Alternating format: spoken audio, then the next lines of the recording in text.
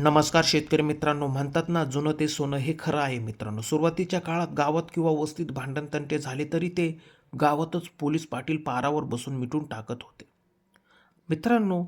ते भांडणे मिटतही होती. परंतु आत्ताच्या परिस्थितीत तुम्ही बघू शकता, कुठेही भांडणतंटे झाल्यावर हाणामाऱ्या होऊन काही वेळा खून होताना दिसतात. नंतर पोलीस, कोर्ट कचेरी हे सर्व असूनही भांडणे लवकर मिटत नाहीत मित्रांनो. म्हणतात ना, जुनं ते सोनं.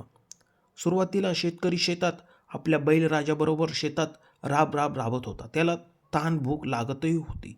तो कांदा लसणाची चटणी भाकरी पोटभर खाऊन तो आनंदाने राहत होता. परंतु आता सर्व काही यंत्राच्या साहाय्याने काम केले जात आहे, म्हणून शेतातले कामे लवकर होतात आणि त्याला तहान भूकही लागत नाही.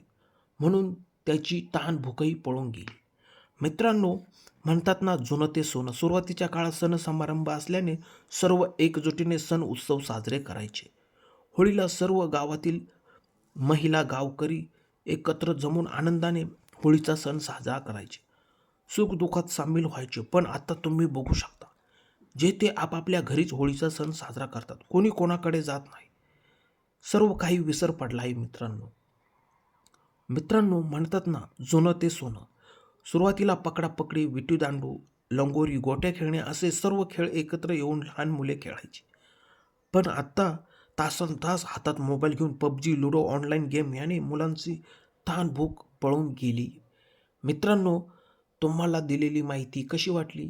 दिलेली माहिती आवडल्यास आमच्या शेतकरी मित्र चॅनलला जर सबस्क्राईब केलेले नसेल तर सबस्क्राईब करा.